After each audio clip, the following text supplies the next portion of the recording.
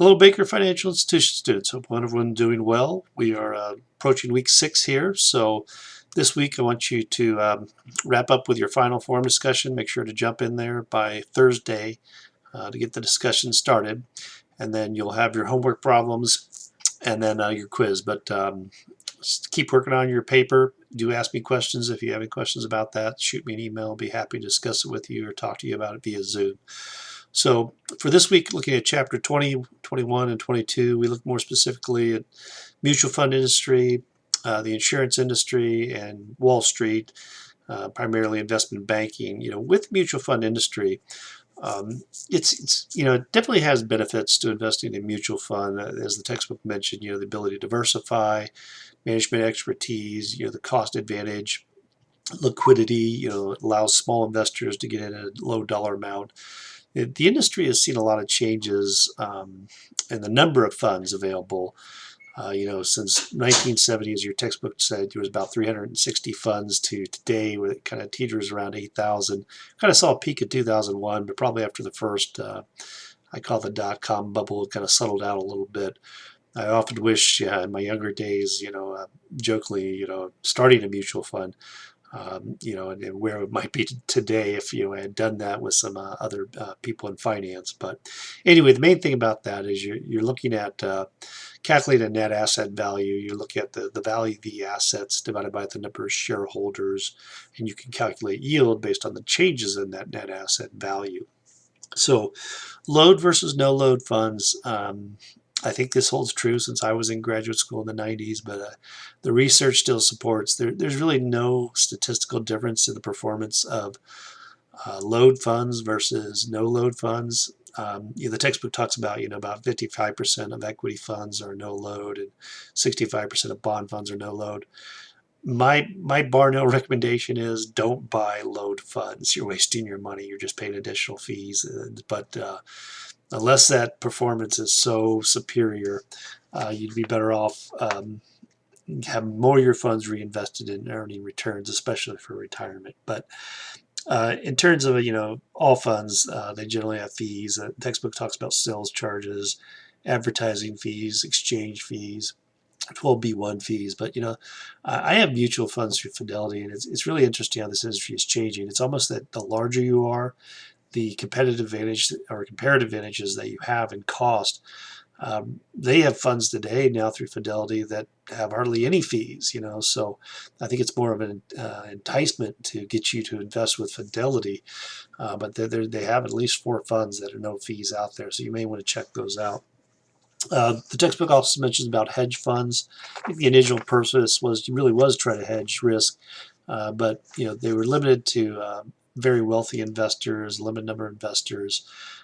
There's been some case studies. In fact, 2 Nobel Prize winning economists in 1998 bet the wrong way on some of these funds, but they're more likely to use derivatives, that is, options, futures, short sales, going long, and in hopes of kind of enhancing the gains. So so they're not, there's risk associated with this, any funds, but they're trying to pull large dollar amount investors and try to take advantage of market timing to try to give superior returns for the very wealthy investors. So you're going to look at insurance companies or pension funds too.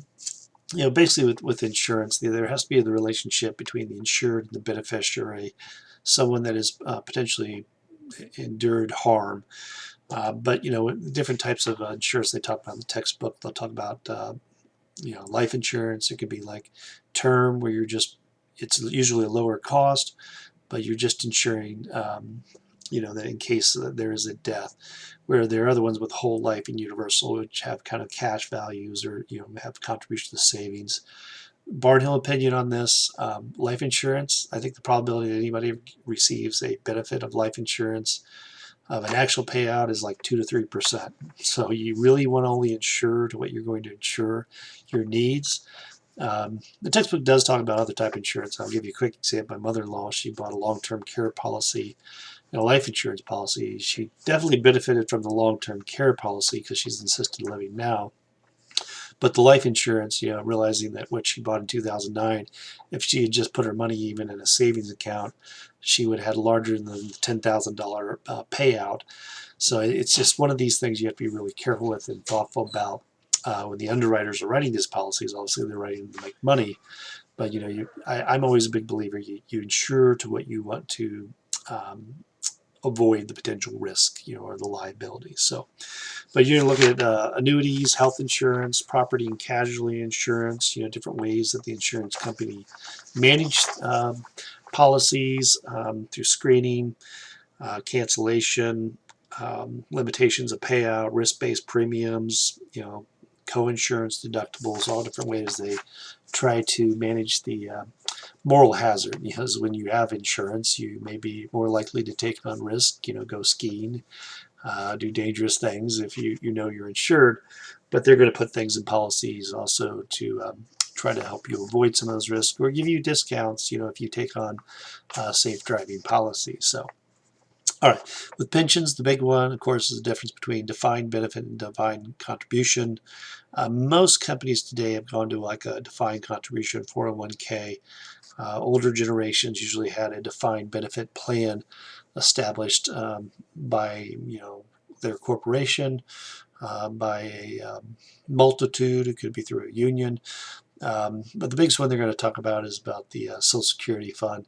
And I'm going to put if I remember correctly, I'll put a quick Social Security quick calculator. It's kind of a nice way to for you to look out there and just kind of see an estimate of what you might receive in real terms and actual dollars for Social Security in the future.